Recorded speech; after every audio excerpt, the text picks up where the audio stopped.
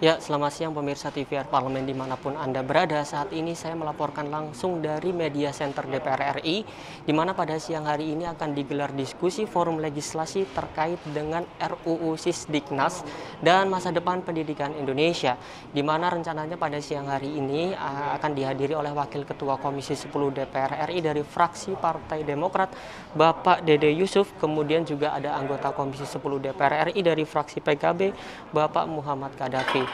Serta yang terakhir juga ada dari pengamat pendidikan Indra Karismiaji. Sekian pemirsa yang dapat saya laporkan langsung dari Media Center DPR RI. Selamat menyaksikan.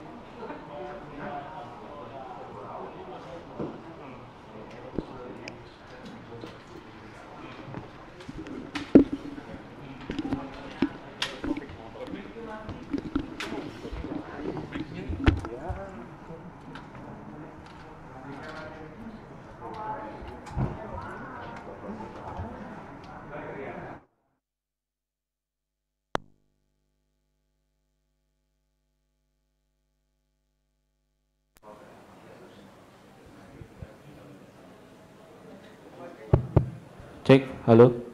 Iya, sip. Bismillah, kita mulai ya. Oke. Assalamualaikum warahmatullahi wabarakatuh. Salam sejahtera untuk kita semua. Om Swastiastu, Namo Buddhaya, salam kebajikan. Terima kasih teman-teman semua sudah memenuhi ruangan diskusi kita kali ini. Spesial di siang hari ini, Koordinatoriat Wartawan Parlemen bersama Biro Pemberitaan DPR RI akan menggelar diskusi tentang yang lagi ramai belakangan ini, yaitu Rancangan Undang-Undang Sistem Pendidikan Nasional. Nah, sudah hadir di tengah-tengah kita ada Kang Dede, Wakil Ketua Komisi 10. Selamat siang, Kang. Ada juga Bang Kadafi, Komisi 10 juga, fraksi PKB kan Bang ya, dan juga pengamat pendidikan yang selama ini selalu kritis. Ketika saya telepon selalu beliau menyampaikan kritis-kritisnya, penilaian-penilaiannya, Pak Indra Karismiaji. Sedikit dari saya mungkin mengulas tentang RUU Sistem Pendidikan Nasional ini ya, karena belakangan ramai, lalu banyak juga yang kata madrasah mungkin dihilangkan segala macam. Lalu juga catatan-catatannya adalah bahwa RUU Sisdiknas ini adalah merupakan gabungan dari Undang-Undang Nomor 20 Tahun 2003 tentang Sisdiknas, lalu juga Undang-Undang Nomor 14 Tahun 2005 tentang guru dan dosen, dan Undang-Undang Nomor 12 Tahun 2012 tentang pendidikan tinggi, yang artinya ini adalah sebetulnya Omnibus Law ya, Omnibus Law di sektor pendidikan. Namun sayangnya siang hari ini Kemendikbud tidak bisa menghadiri diskusi kita kali ini, jadi kita akan mengupas sedikit dari beliau-beliau ini seperti apa sih sebetulnya RUU Sisdiknas ini, dan bagaimana sebetulnya konsep yang diberikan dari Kemendikbud, karena ini kan rancangan undang-undang yang berinisiatif, yang diinisiasi oleh Kemendikbud itu sendiri sebetulnya. Monggo yang pertama mungkin Kang Dede dulu. Saya persilakan untuk menyampaikan pandangan-pandangan dan tanggapannya. Terima kasih Mas Guntur ya. Oh, Gur. Nah, enggak boleh salah ngomong saya. Selamat siang, salam sejahtera bagi kita semua. Assalamualaikum warahmatullahi wabarakatuh. Yang saya hormati teman-teman media DPR, press room ya, yang saya hormati narasumber kita ya. Ini Mas Indra Karismiaji, ini beliau hampir setiap hari kita membaca rilis beliau tentang dunia pendidikan, dan itu sangat membantu sekali. Mas Kadafi mewakili kawan-kawan dari anggota Komisi 10 dan juga semua yang hadir. Singkat kata begini saja.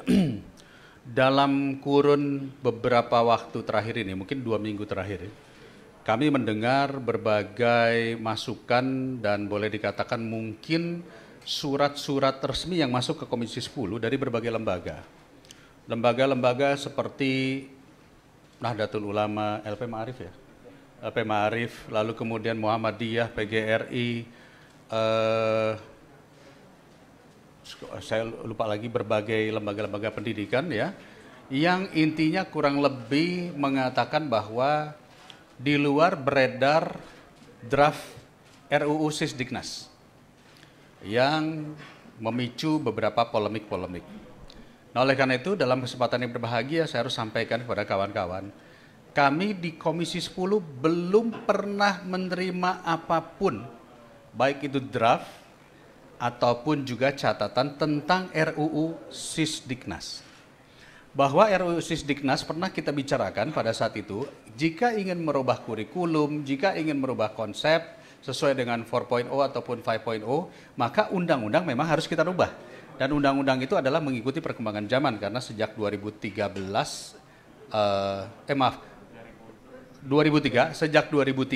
memang kalau diurut-urut waktunya sudah harus kita rubah karena sudah lebih dari 19 tahun ya. Tetapi untuk merubah harus ada proses yang kita jalani. Nah, proses ini memang kita sampaikan kepada Kemendikbud bahwa tolong diperhatikan baik-baik karena kalau mau masuk prolegnas prosesnya cukup panjang. Kedua, ini adalah tahun 2022. Tahun 2023, saya yakin semua anggota DPR pasti nggak punya waktu karena akan mempersiapkan 2024. Oleh karena itu, segera kami minta dari Kemendikbud, karena ini usulan pemerintah, harus segera melakukan yang disebut sebagai komunikasi publik dengan stakeholder pendidikan. Dan stakeholder pendidikan bukan hanya Komisi 10. Stakeholder pendidikan itu adalah dunia pendidikan. Mungkin yang beredar saat itu adalah yang kalau kami katakan ini adalah draft yang masih uji coba. Karena kalau belum masuk ke kita berarti belum resmi. Kecuali kalau sudah masuk ke kita atau sudah ada di balik berarti itu sudah resmi yang akan kita perdebatkan. Itu yang pertama. Yang kedua, tentu kalau kita melihat bahwa berbagai polemik yang muncul ini kami coba selaraskan, dan ketika kawan-kawan membuat statement-statement di media, termasuk Mas Kadafi membuat statement gitu ya, nanti besoknya berubah. Contoh misalnya yang lagi ramai masalah madrasah yang tidak dimunculkan, tapi hari ini kami mendengar sudah muncul lagi. Ya, artinya sekali lagi Komisi 10 menganggap ini baru semacam testing the water. Dan ketika testing the water mestinya dilakukan naskah akademik yang dilakukan uji publik. Nah, uji publiknya seperti apa? Kami belum tahu karena kami belum pernah mendapatkan apapun. Mungkin itu sebagai awalan dulu, Mas Gurus, saya kembalikan. Ya, siap. Terima kasih Kang Dede atas tanggapannya. Dari Bang Kadafi, gimana nih Bang? RUU Sisdiknas yang kemudian banyak juga yang memprotes bahwa tidak ada partisipasi publik, bahkan Rektor UMS juga bilang begitu. RUU Sisdiknas ini dianggap tidak mengakomodir seluruh bagian dari pendidikan itu. Seperti apa sih Bang sebetulnya? Kalau bisa diulas begitu, monggo Bang. Baik, pertama yang saya hormati teman-teman media parlemen, kemudian juga ada Kang Dede dan juga Bang Indra sebagai narasumber dan juga Mas Guru. Tadi telah disampaikan berkenaan dengan seperti apa jalannya Undang-Undang Sidiknas ini sampai hari ini. Jadi memang kita di DPR itu belum terima sama sekali, plus nggak tahu sama sekali gitu. Nah, kita melihat bahwa pendapat Plato, tujuan pendidikan suatu negara sama dengan tujuan berdirinya suatu negara. Artinya apa? Tujuan pendidikan ini menjadi landasan seperti apa arah masa depan bangsa ke depan. Maka kenapa teman-teman akademisi sangat memberikan kritik dan sarannya untuk perubahan Undang-Undang Sidiknas yang ke depan. Memang kita pahami bahwa undang-undang ini sudah cukup lama. Dan sekarang itu banyak tantangan baru yang harus bisa diakomodir oleh Undang-Undang Sidiknas. Kita pahami bersama banyak sekali pengajuan ke MK berkenaan dengan Undang-Undang Sidiknas ini. Salah satunya seperti pasal 53 yang berkenaan dengan BHP, sampai undang-undangnya di inkonstitusional. Kemudian juga ada pasal 6, ada pasal 12, ada pasal 49, dan beberapa pasal lainnya yang telah ada putusan di MK. Maka sudah sewajarnya kalau undang-undang ini akan dilakukan penyesuaian dengan perkembangan zaman saat ini. Tinggal bagaimana prosesnya dilakukan dengan baik.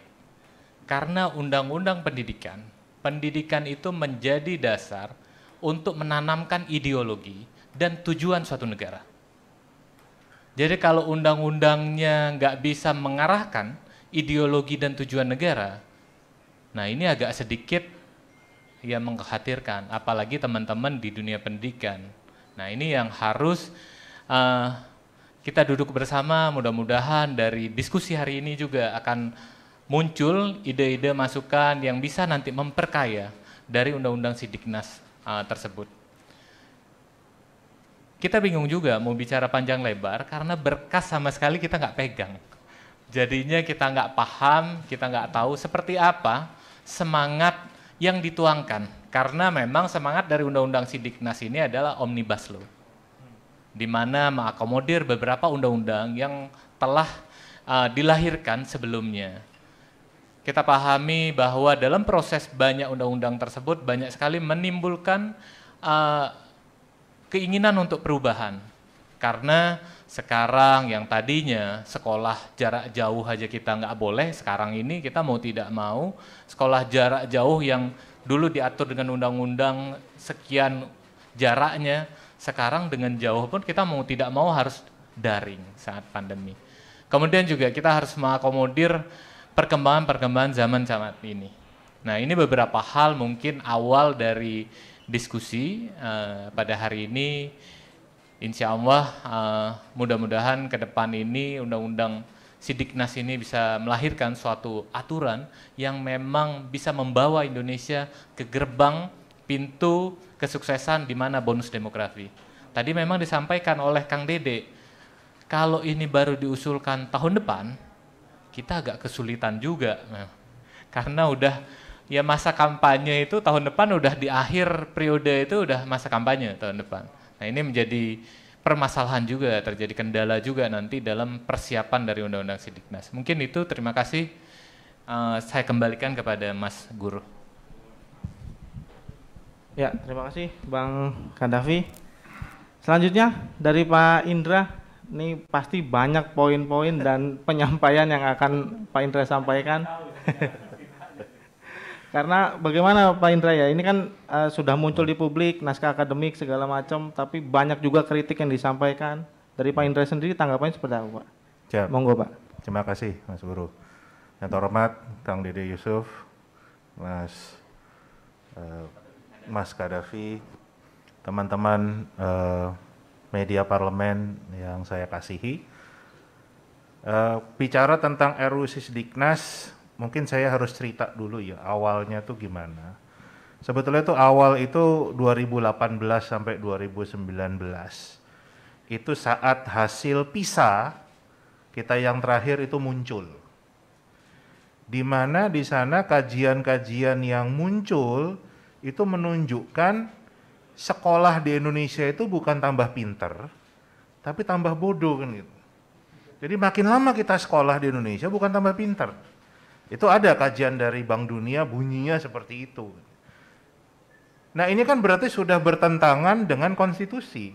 Karena konstitusi mengatakan pemerintah itu harus mencerdaskan kehidupan bangsa.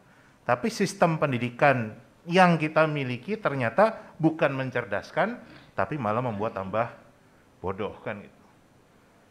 Nah disinilah mulai muncul usulan untuk merevisi atau mengubah Undang-Undang Sidiknas.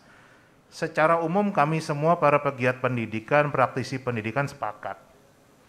Nah maka itu waktu 2019 itu masuk ke prolegnas, ya, yang long list kita senang, apalagi di 2020 itu sudah masuk prolegnas prioritas. Nah, kita senang sekali kan begitu. Wah, ini bagus nih, berarti kita sepakat memang butuh perubahan. Tapi ternyata pada saat pembicaraan antara pemerintah dan DPR,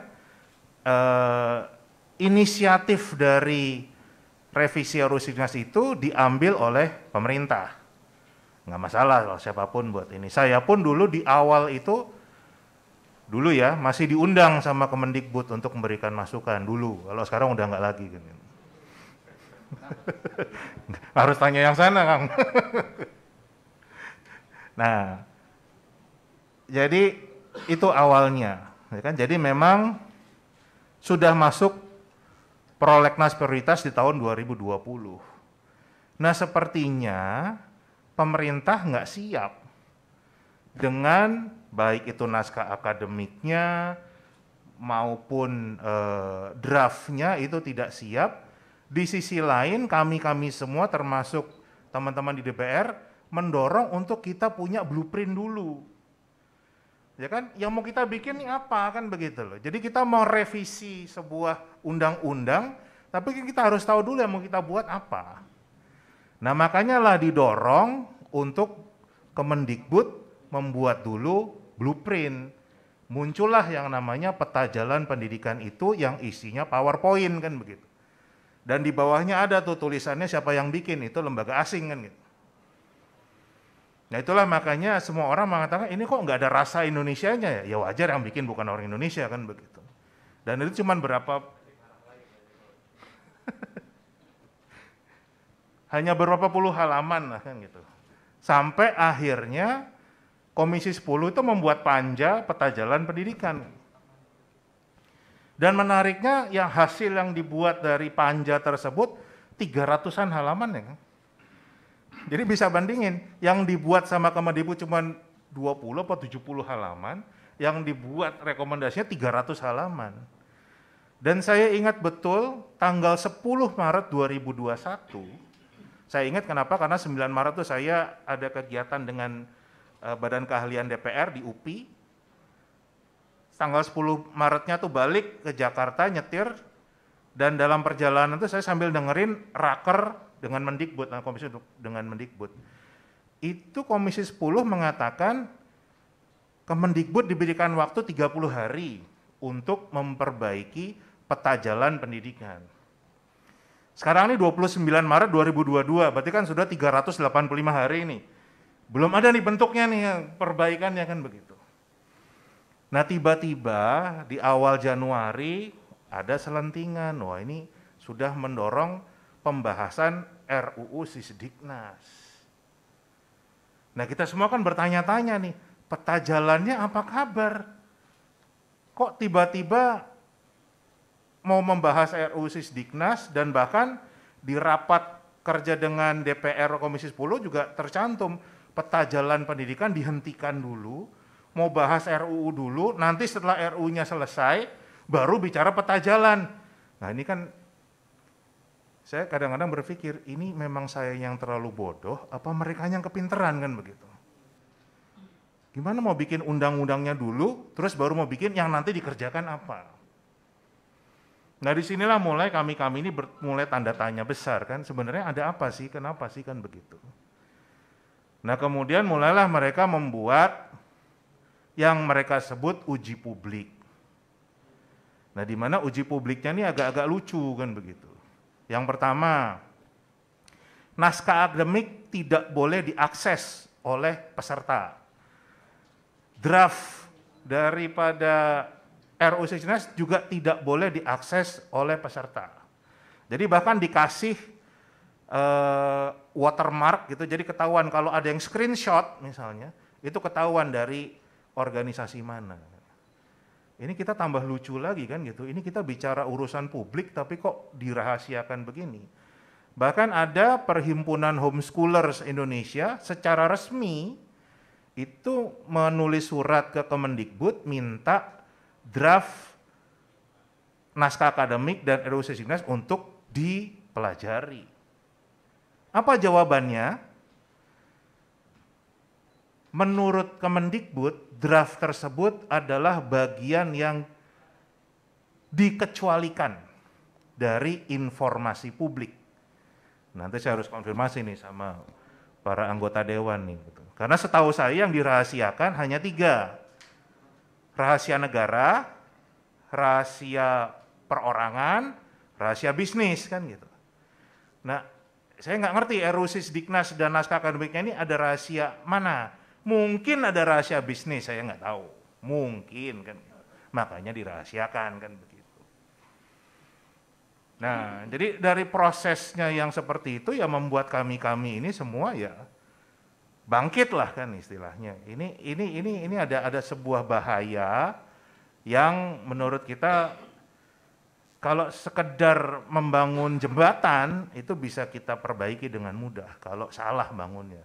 Tapi kalau membangun manusia salah itu nggak bisa diperbaiki kan gitu. Kita butuh mungkin puluhan ratusan tahun memperbaiki itu. Nah itu semua yang kita khawatirkan. Jadi kalau saya sih agak nggak begitu sreg untuk membahas konten yang sudah mereka buat ya karena prosesnya aja menurut saya sudah keliru kan begitu. Karena pasti isinya juga nggak beres kan begitu. Yang tadilah bicara tiba-tiba nama madrasah itu tidak ada, mungkin mereka nggak tahu kalau yang namanya madrasah itu seperti apa, bisa jadi kan gitu. Ya kan?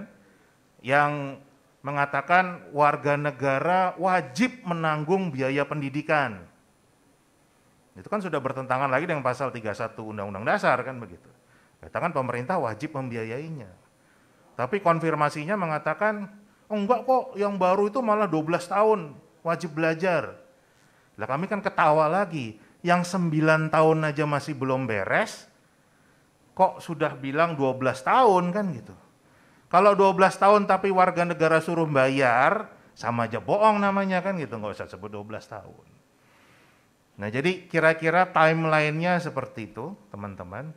Ini yang membuat kami semua menyarankan ke anggota dewan yang terhormat di Komisi 10, di Balek, semuanya untuk jangan masukkan dululah ke prolegnas prioritas. Biarkan kami semua membahas ini demi kepentingan bangsa. Kalau nanti memang perlu disahkannya baru tahun 2025, nggak masalah. Tapi yang penting adalah betul-betul mengakomodir kepentingan bangsa. Kami udah capek dengar kalau nggak setuju gugat aja ke MK. Aduh, kenapa nggak kita bikin produk hukum ini yang dari awal udah bener gitu loh. Ya kan? Jadi buat kami seperti itu. Buat apa juga memaksakan? Ya dari sekian lama itu nggak ada proses yang dilaksanakan.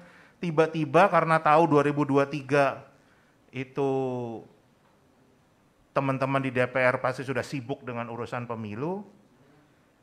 Cuman nggak tahu ya Mas Kadafi ini diperpanjang atau nggak pemilunya kan? Harus tanya ke beliau nih kan. Nah ini yang menurut kami udahlah, tolong dibantu kami untuk kita bikin saja panitia kerja nasional memang yang akomodir kepentingan seluruh bangsa, bukan kepentingan golongan tertentu, kelompok tertentu. Mungkin itu dulu dari saya. Terima kasih Mas Guru. Siap, terima kasih Pak Indra. Lengkap dan tajam sebetulnya. Karena ini berkaitan juga dengan masa depan anak-anak kita, barangkali teman-teman wartawan ada yang ingin bertanya tentang RUU Sisdiknas ini kepada 3 narasumber kita. Monggo 3 penanya yang mau bertanya. Adakah? Siap, monggo Bang.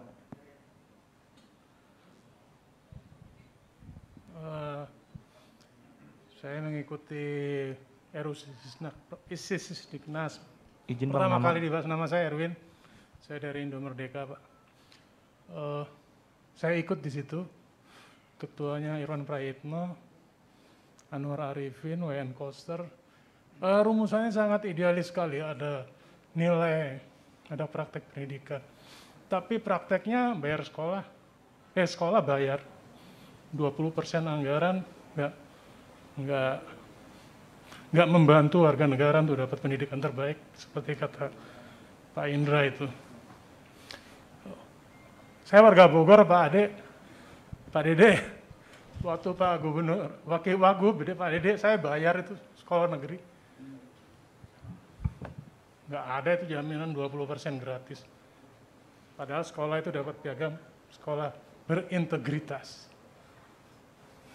Kalau Pak Dede sekarang ketua masih prakteknya seperti itu di Komisi 10, kasihan kakek bapak itu. Saya tahu, kasihan Pak kakek bapak memulai masuk ke partai yang itu, mencerdaskan lewat sastra, pakai bahasa tinggi. Pakai bahasa tinggi. Saya khawatir kebijakan negara ini sekarang ini kan, output dari pendidikan kan menghasilkan budak. Kenapa saya katakan begitu? Karena hubungan kerja sekarang ini outsourcing, Pak. Buat apa ada pendidikan untuk mencerdaskan bangsa? Jadi nanti generasi yang akan datang itu adalah jadi kulinya negara. Gak akan jadi pegawai dari sebuah negara yang masa depannya terjamin. Hari ini relasi hubungan kerja 5 tahun dibuat kontrak baru. Pikiran saya begini, Pak. Kalau tadi dikatakan peta jalannya nggak jelas, dirubah aja konsep pendidikan ini bagian dari investasi. Jadi siapa yang mau sekolah jelas. Sekarang ini kita biaya mahal, mendidik anak, pendapatan anak-anak kita cukup untuk kebutuhan fisik, Pak. Kebutuhan fisik, kebutuhan minimum. Nggak bisa memenuhi kebutuhan sekunder. Buktinya bapak-bapak ini memilih politisi dibandingkan berusaha, kan? Karena di sini gajinya, marginnya bisa menutup untuk saving bapak atau masa depan bapak. Tapi kalau anak kita masa depan nggak punya, Pak. Sehebat apapun sekolahnya. Kecuali dia menemukan temuan inovasi teknologi, baru saya yakin. Tapi sepanjang dia jadi kerja dengan upah minimum,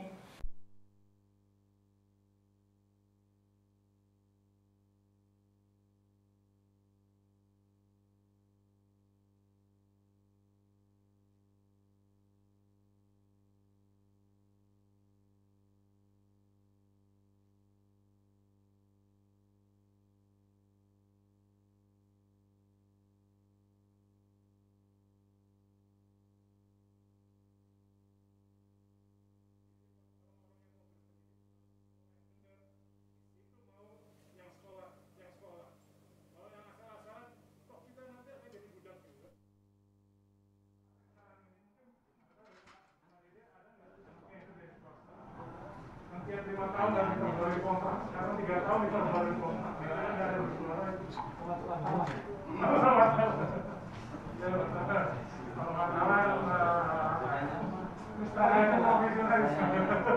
Pertanyaannya. Ubah konsep pendidikan ini sebagai ditanggung buat korupsi dari APBN, korupsi tetap ada di pendidikan.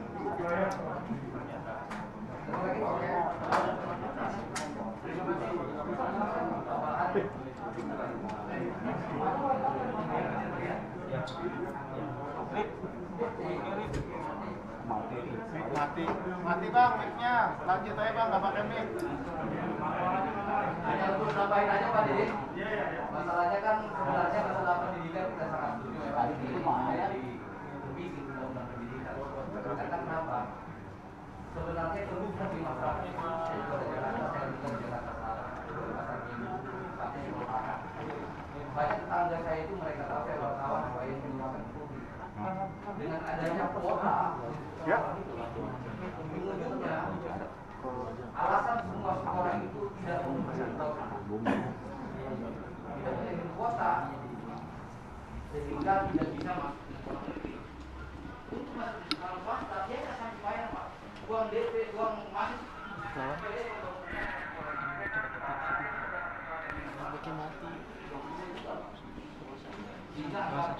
Nggak usah. Nggak usah. Sekolah negeri yang jauh, minimnya tawuran. Ini harus diberikan oleh Komisi 10. Bagaimana mengadopsi undang-undang ini agar bisa rakyat itu sekolah tanpa biaya. Hanya penting Sekian, jadi wabillahi buat anggota. taufiq. Ini kenapa?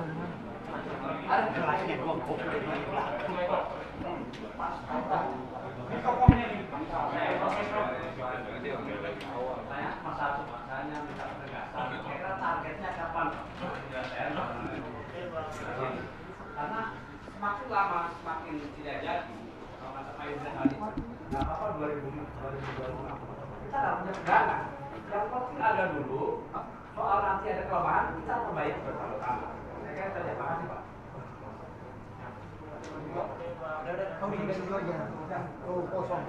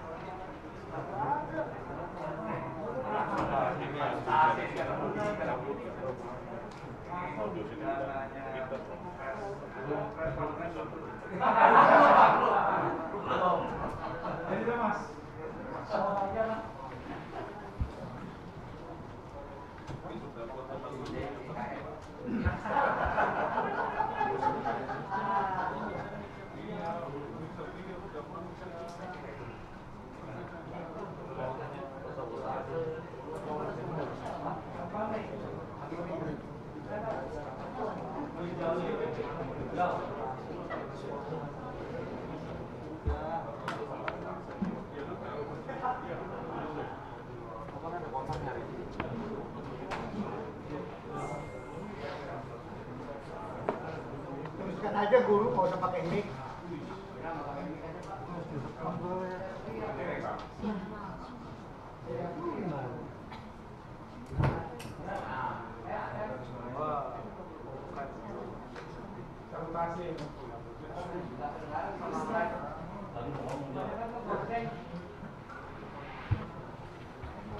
Harus ada anggaran ini seperti ini. Masalahnya.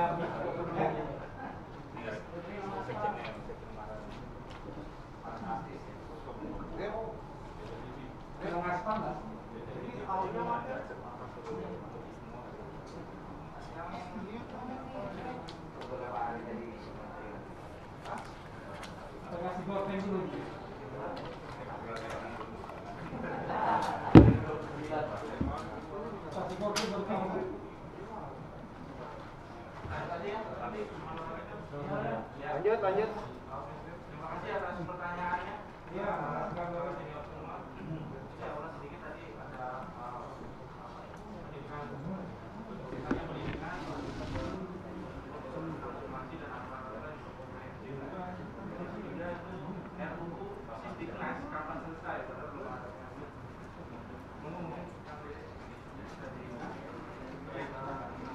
mudah-mudahan suara saya kedengaran ya? Kedengaran. Biasa kampanye jadi suara. Terima kasih masukan luar biasa. Yang pertama mungkin saya harus jelaskan sedikit tadi dari Abang Dinda yang mengatakan investasi di bidang pendidikan. Jawabannya memang benar. Di seluruh dunia saat ini pendidikan adalah bagian dari investasi sumber daya manusia. Tetapi masalahnya amanat undang-undang dasar kita mengatakan bahwa negara mengeluarkan APBN ataupun APBD 20%. Itu amanat undang-undang. Dan sampai sekarang apapun kita membuat undang-undang ketika kita ingin minta mandatori itu ditolak oleh pemerintah. Karena yang mandatori itu sudah ada yang 20% pendidikan dan 50% kesehatan. Kenapa kemudian kalau kita perhatikan ada mandatori tambahan yaitu transfer dana ke daerah. Dan itu hampir mengambil 50 sampai 60% APBN kita yang transfer dana ke daerah. Satu contoh begini, 20% APBN, let's say APBN kita adalah 2.000 triliun. 20%-nya itu kurang lebih 500 triliun. Dari 500 triliun, sekitar 70%-nya merupakan transfer berupa DAK dan DAO.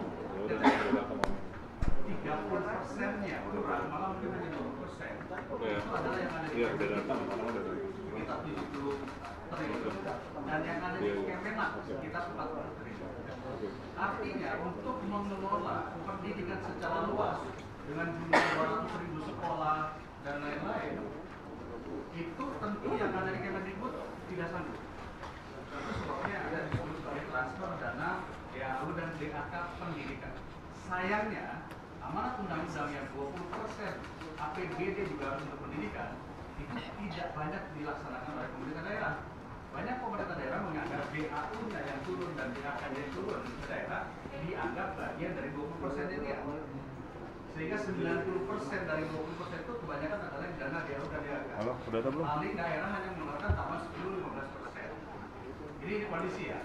Nah, sebetulnya keinginan kami nanti di dalam peta jalan pendidikan dan undang-undang Sisdiknas, anggaran 20% itu ingin ditarik paling sedikit 50% ya dikelola oleh Kemendikbud untuk mengatur berbagai hal yang tadi kita katakan, satgasnya, bukan gurunya, apakah yang lain. Yang pertama. Jadi kalau tadi Abang mengatakan apakah bisa 20%, amandemen undang-undang dasar, tapi mengamandemen undang-undang dasar takutnya nanti malah jadi perpanjangan periode. Kita jangan dulu sana. Yang pertama. Yang kedua, saya pikir memang masalah PPDB, mungkin tadi yang disampaikan PPDB ya, bagaimana kota di daerah. Ini Permendikbud, ini bukan undang-undang. Kami sudah mengatakan apakah satu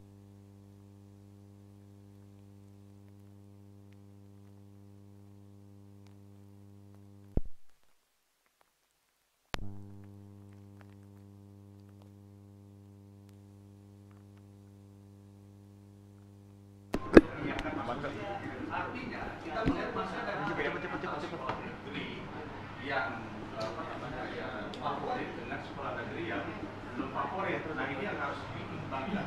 Cara mengimbangkannya pasti sarana-prasarana, kemampuan gurunya, dan tentu fasilitas-fasilitas lain yang ada di situ.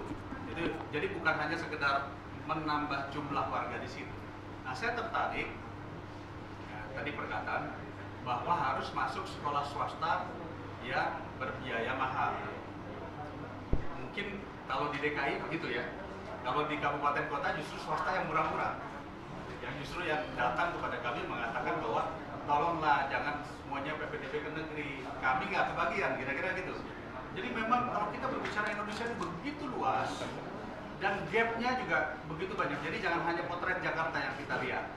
Apa yang harus dilakukan? Saya sepakat bahwa saat ini kan kalau kita bicara pendidikan SD, SMP ini kan sudah ada BOS. SMA mungkin masih ada yang BOS-nya juga sebetulnya sudah ada. Bahkan ada yang namanya PIP juga. Tetapi kadang-kadang ada sekolah yang menambah dengan biaya tambahan-tambahan lainnya. Akhirnya memberatkan orang tua dan keluarga. Nah menurut hemat kami, apabila negara bisa menarik kembali alokasi anggaran DAU dan DAK tadi yang ke daerah, itu bisa difokuskan kepada pembiayaan pendidikan di SMA juga supaya tidak ada tambahan-tambahan biaya baik negeri maupun swasta kebagian dengan matriks yang berbeda tentunya ya. Sehingga tidak terlalu membebankan orang tua. Nah, kapan itu bisa dilakukan? Tentu kita harus mendorong Permendikbud yang dirubah mengenai PPDB ya. Tetapi PPDB juga kita menginginkan agar jangan terjadi gap yang begitu besar antara ibu kota dengan daerah lain. Yang ketiga, tambahan tadi yang ketiga, kapan RUU Sisdiknas ini? Begini, memang ini pernah masuk dalam long list 2020-2024 long list ya. Tetapi kemudian ketika masuk ke kami untuk menjadi prioritas dan kami tanya pemerintah belum siap, maka kita membuat panja peta jalan pendidikan. Tujuan utamanya betul yang dikatakan Mas Indra, blueprintnya dulu nih, mau dibawa kemana pendidikan kita? Apakah pendidikan kita ini yang dikatakan berkonsep liberalis atau berkonsep top down atau berkonsep dari bottom up, sentralisasi. Nah, ini harus kita jelaskan dulu. Dan untuk membuat peta jalan pendidikan yang 300 halaman itu, rekomendasinya kami meminta pemerintah harus segera menentukan mau bikin undang-undang peta jalan pendidikan terlebih dahulu atau undang-undang Sisdiknas yang itu harus dikomunikasikan dengan stakeholder pendidikan. Stakeholder pendidikan itu ada NU, ada Muhammadiyah, ada PGRI, ada berbagai lainnya lagi ya, dari pihak agama juga. Nah, ini yang kami lihat masih terlalu terburu-buru. Pemerintah mengeluarkan draft naskah yang belum mengakomodir berbagai masukan dari masyarakat. Jadi kalau ditanya kapan kira-kira RUU Sisdiknas ini, kami sekarang bikin panja lagi ya. Apa nama panjanya sudah depan kemarin? Panja untuk GTK sama kurikulum. Karena yang lagi ramai ini kan sekarang kurikulum. Jadi sebelum Sisdiknas kita juga harus mulai mengkaji masalah kurikulum. Nah, kalau ditanya apakah benar pendidikan kita ini sekarang melahirkan katakanlah orang yang hanya mengejar UMR, ada yang salah dalam konsep pendidikan kita sejak dulu. Pertama begini, kita TK, SD, SMP, SMA, kuliah belajar PR ujian, itulah yang terjadi yang akhirnya membuat siswa-siswi kita hanya mempelajari agar lulus ujian, tapi bukan mempelajari bagaimana menyelesaikan masalah, critical thinking, solving problem, narasi. Nah, itu yang memang harus kita rubah. Tapi merubah itu semua tentu juga harus melihat kemampuan demografi bangsa kita. Ada yang memang kalau di areal perkotaan internetnya cukup, infrastrukturnya cukup, tapi ada di daerah yang mungkin masih tertinggal, misalnya ada internet, fasilitas kurang, kelas pun bahkan mau roboh. Itu pun juga tidak bisa kita paksakan. Sehingga kami juga mengusulkan harus ada semacam gradasi. Mana yang pendidikan harus mengadopsi 4.0, mana pendidikan yang mungkin harus melihat dengan kondisi real di arealnya. Karena masalah pendidikan tidak semata-mata bergantung dari sistemnya, tidak semata-mata bergantung dari kurikulumnya, tapi juga banyak bergantung infrastrukturnya, banyak bergantung juga dari guru-guru yang dilahirkan. Nah, ini yang harus kita benahi. Mungkin itu jawaban saya untuk sementara. Jadi untuk Sisdiknas menurut kami memang tidak perlu terburu-buru, harus dilakukan komunikasi dengan berbagai stakeholder, termasuk bagaimana Mas Indra ini supaya tidak nanti terus-terusan membuat rilis-rilis. Demikian, terima kasih. Terima kasih Kang Dede atas jawaban luar biasa. Selanjutnya mungkin Bang Gaddafi ada tambahan dari 3 pertanyaan tadi. Ya, saya menambahkan apa yang disampaikan oleh Kang Dede. Jadinya kita pahami bersama, memang semangat dari perubahan Undang-Undang Sisdiknas ini adalah berkenaan dengan hasil PISA. Dari hasil PISA mulailah muncul salah satu program dari Mas Nadiem, yaitu MBKM, Merdeka Belajar sama Kampus Merdeka. Dalam proses jalannya, makanya kemarin kita juga bentuk panja kurikulum, karena kita untuk melihat jangan sampai kita itu nggak sesuai dengan target. Karena sekarang kan ada kurikulum 13, kurikulum transisi, sama kurikulum Merdeka Belajar. Jadi ada kurikulum darurat, kemudian Merdeka. Nah, ini harus kita awasi bersama. Jangan sampai malah pendidikan kita semakin mundur karena ada 3 kurikulum, bingung mau milih yang mana. Kemudian nanti akan muncul gap kualitas pendidikan di perkotaan dengan daerah-daerah 3. Kita menginginkan di saat demografi Indonesia ini, pemerataan kualitas pendidikan di Indonesia itu yang diutamakan. Jadi kita berharap SDM itu mulai dari kota sampai di daerah itu ya kualitasnya sama. Nah, ini. Nah, kita menginginkan, makanya saya yakin Bang Indra juga dalam persiapan RUU Sisdiknas ini, jika melalui proses yang benar, beliau juga akan menentang. Karena memang pasal-pasal dalam Undang-Undang Sisdiknas ini banyak yang telah digugat di MK dan punya keputusan ingkrah di MK. Nah, ini menjadi catatan oleh teman-teman penggiat pendidikan menginginkan Undang-Undang Sisdiknas ini visioner, Jadinya dia lebih inovatif dan juga futuristik kan gitu. Jangan sampai undang-undang ini muncul dengan semangat omnibus law, tetapi tidak melahirkan satu lompatan baru di pendidikan Indonesia. Di mana kita bicara hari ini kita lagi bonus demografi, masa kemasan bangsa. Jangan sampai dengan kebijakan yang nggak tepat, ya kayak jembatan kalau rusak bisa diperbaiki. Pendidikan ini kalau rusak, maka satu generasi akan hilang. Nah ini yang harus kita kawal bersama. Mudah-mudahan undang-undang Sidiknas ini on the track. Kita memang benar-benar mengejar ketertinggalan kita dan bisa memunculkan karakter kita, budaya ketimuran kita itu bisa muncul. Suatu negara hebat itu bukan hanya karena pintar, tetapi apa? Punya karakter. Ini yang harus menjadi catatan juga. Gitu. Kemudian juga dalam proses kita pahami bersama bahwa MBKM ini juga banyak sekali masih terjadi perdebatan di ranah publik. Nah ini juga menjadi catatan. Jangan sampai MBKM tidak selesai, tetapi juga menimbulkan kekhawatiran baru. Hari ini kita tahu bahwa sekolah-sekolah yang di bawah Kemenak itu kan mereka merasakan disparitas yang cukup luar biasa. Gitu. Loh, kok di Kemendikbud ada program ini, di kami nggak ada. Kok di Kemendikbud ada ini, kami nggak ada. Itu kan muncul disparitas. Di saat tiba-tiba muncul lagi isu di masyarakat, madrasah hilang, ini semakin takut, gitu. Semakin khawatir. Loh, ini pendidikan Indonesia itu arahnya mau kemana? Nah, ini yang harus kita jaga bersama bahwa banyak sekali terobosan-terobosan yang bisa kita lakukan dengan bonus demografi ini. Kita harus bisa mengejar ketertinggalan kita. Lihat negara-negara China, India itu bisa bonus demografi. Di saat mereka mempersiapkan dengan matang, mereka bisa menjadikan lompatan-lompatan besar dari. Nah ini yang harus kita dorong. Indonesia punya lompatan-lompatan baru dan mudah-mudahan undang-undang Sidiknas ini bisa mengakomodir seluruh permasalahan dan juga tantangan zaman ke depan. Jadi ini yang saya ingatkan kita bersama bahwa tujuan pendidikan itu sama dengan tujuan berdirinya suatu negara. Jadi kalau salah tujuan pendidikan, maka salah tujuan berdirinya suatu negara.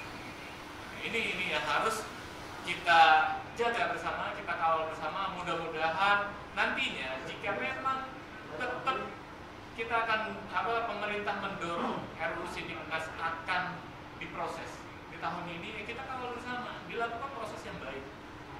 Diajak teman-teman para entitas pendidikan itu diajak bersama, ayo berpikir bersama, kita merenung, kita merefleksikan apa yang bisa kita rubah, apa yang kita dorong untuk kemajuan pendidikan Indonesia yang akan datang. Mungkin itu tambahan dari saya. Terima kasih. Terima kasih Bang Raffi. Selanjutnya dari Pak Indra. Ya. Tambahan dari saya, apa yang tadi kita diskusikan bicara tentang anggaran pendidikan di konstitusi itu menyebutkan sekurang-kurangnya, bukan berarti dipatok 20%. Jadi sekurang-kurangnya 20%, lebih boleh, kurang jangan kan. Dan kalau kita lihat lagu kebangsaan kita Indonesia Raya itu kan bunyinya bangunlah jiwanya, bangunlah badannya kan. Bukan bangunlah infrastrukturnya, bangunlah ibu kotanya, nggak ngomong gitu kan. Jadi kan harusnya memang fokusnya membangun manusianya. Baru kita bicara infrastruktur dan lain sebagainya. Harusnya kan ke sana. Nah, tapi komitmen pemerintah terus terang memang dipertanyakan. Contoh aja, ini analisa kami tentang Peraturan Presiden nomor 104 tahun 2021. Bicara tentang APBN 2022. Ternyata dari 542 triliun anggaran pendidikan yang dirasakan oleh pelajar, jadi anak TK, anak SD, SMP, ini termasuk madrasah ya, SMA, SMK sampai mahasiswa, itu hanya 275 triliun. Jadi cuma setengahnya. Setengahnya ini larinya yang kita tanda tanya, kementerian yang tidak berhubungan dengan pendidikan, ya kan? Bahkan ada 30 triliun itu larinya ke bendahara umum negara. kita nggak tahu itu pendidikannya di mana kan. Jadi sebetulnya kalau saya yakin sekolah tidak berbayar itu bisa dilakukan di Indonesia. Karena tadi kita masih punya 270 triliunan lagi yang sekarang itu kita sebetulnya bingung itu pendidikannya pendidikan apa. Karena kalau kita bicara orang awam dalam pendidikan itu ya yang berhubungan dengan pelajar tadi. Karena di Undang-Undang Sisdiknas nomor 20 tahun 2003 bahkan mengatakan anggaran pendidikan itu tidak termasuk sekolah kedinasan. Berarti kan nggak bisa pakai alasan oh ini sekolah dinas Kementerian Keuangan ini, bukan, itu harus di luar itu. Nah, kan gitu. Tapi kan berarti kesimpulannya kalau kita harus banyak diklat, setengah dari anggaran pendidikan kita lari untuk diklat, berarti kan SDM-nya memang nggak siap kan, butuh didiklat terus nih kan. Nah itu yang menurut kita butuh tadi peta jalan pendidikan. Kita tuh mau anggaran pendidikan yang 550 triliun tiap tahun ini sebetulnya dipakainya buat apa, hasilnya apa kan. Menteri Keuangan berapa kali ngeluh kan gitu, tapi juga nggak dibenahi, masih terus aja begini kan. Nah ini yang kita harapkan dengan revisi Undang-Undang Sisdiknas ini berubah semua. Kita bisa kok membuat, kita nggak perlu lagi bangun sekolah negeri baru, tapi sekolah negeri ini kita jadikan sakral. Jadi betul-betul kebutuhannya kalau sekolah A ini ya, kalau sekarang kan berdasarkan siswa. Jadi banyak tuh sekolah DKI, sekolah yang tiap bulan ngecek. Kenapa? Ngabisin anggaran, karena dihitungnya per kepala. Padahal fix cost-nya sama. Guru jalan-jalan. Iya, nggak relevan itu. Itu dibanding. Itu dibanding, entah apa dibandingin juga. Dan kita bisa mulai, nah ini juga butuh nih payung hukum, kita bisa punya yang namanya sekolah piagam. Sekolah piagam itu adalah sekolah yang dibiayai 100% oleh negara, tapi pengelolanya swasta. Itu di negara-negara sudah sangat berjalan dengan baik. Baru kalau kita bicara sekolah swasta itu yang mahal, itu adalah pilihan bagi mereka yang merasa sekolah piagam nggak cocok, sekolah negeri nggak cocok. Mungkin sekolah negeri harus kita ganti jadi sekolah negara, bukan sekolah negeri lagi. Itu contoh hal-hal yang sebetulnya bisa kita lakukan dengan kita masih punya ada setengah anggaran pendidikan kita yang larinya bukan ke pelajar. Kembali kan itu nggak komitmen. Mau nggak bangun jiwanya, mau nggak bangun badannya. Kecuali memang fokusnya bangun infrastrukturnya, bangun kota. Itu Mas. Ya, terima kasih atas pengambilan izin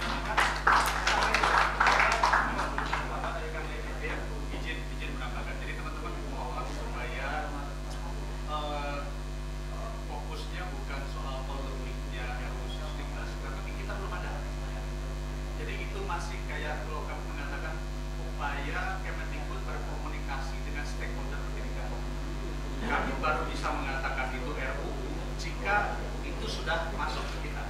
Nah, karena ini belum masuk, jadi kita belum. Nah, kalau ditanya tadi, apa sih urgensinya? Ada dua hal. Yang pertama, urgensinya adalah mengembalikan anggaran pendidikan, fungsi pendidikan yang sering nyebar kemana-mana itu, kembali ke Kementerian Pendidikan agar kita bisa mengelola sekolahnya, sekolah negara, piagam apapun juga, supaya dananya ini cukup. Ya. Nah, yang kedua tentu adalah bagaimana kita melakukan lompatan dari pendidikan yang dulu sekedar memberikan berbagai mata pelajaran tapi tidak bermanfaat waktu kerja. Kira-kira gitu. Jadi kita ingin supaya siswa-siswa kita nanti fokus ketika dia keluar, dia menjadi individu yang siap dan tanggap terhadap perubahan zaman. Itu sebetulnya poinnya, tanpa meninggalkan karakter, agama, dan Pancasila. Itu poin utamanya, supaya nanti kita message-nya tidak salah. Nah, kurikulum sebaiknya dengan melihat kondisi pandemi yang saat ini terjadi, orang baru pengen kembali ke sekolah, tiba-tiba orang ribut masalah kurikulum. Sebaiknya menurut hemat kami selesaikan dulu masalah-masalah yang di depan mata. Apa itu? Infrastruktur, internetnya, daringnya, gaji guru yang nggak kelar-kelar, ini dulu kita selesaikan. Baru kita berpikir soal merubah kurikulum. Itu aja tambahannya Mas Guru. Terima kasih banyak. Terima kasih Kang Dede. Terima kasih Kang Hadafi dan Pak Indra atas waktunya dan kesempatannya. Terima kasih teman-teman wartawan sudah mau hadir. Selamat siang. Mohon maaf jika ada kendala teknis. Terima kasih. Wassalamualaikum warahmatullahi wabarakatuh. Alhamdulillah, walaupun dengan teriak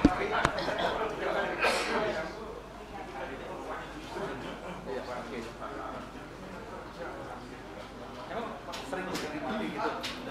Ini sih, Ini message-nya ini nih.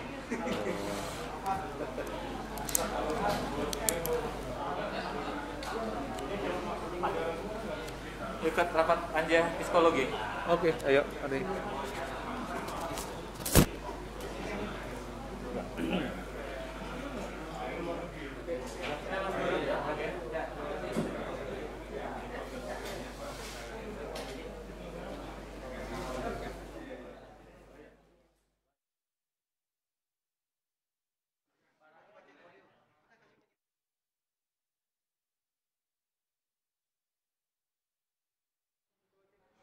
Cek cek cek cek cek cek cek.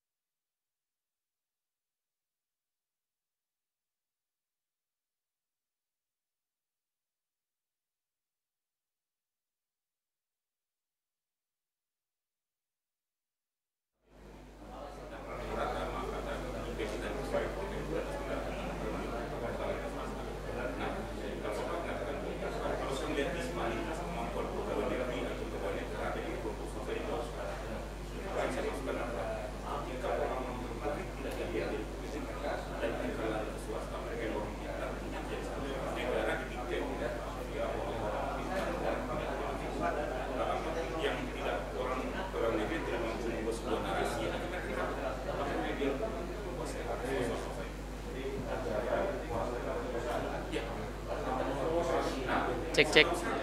Aman?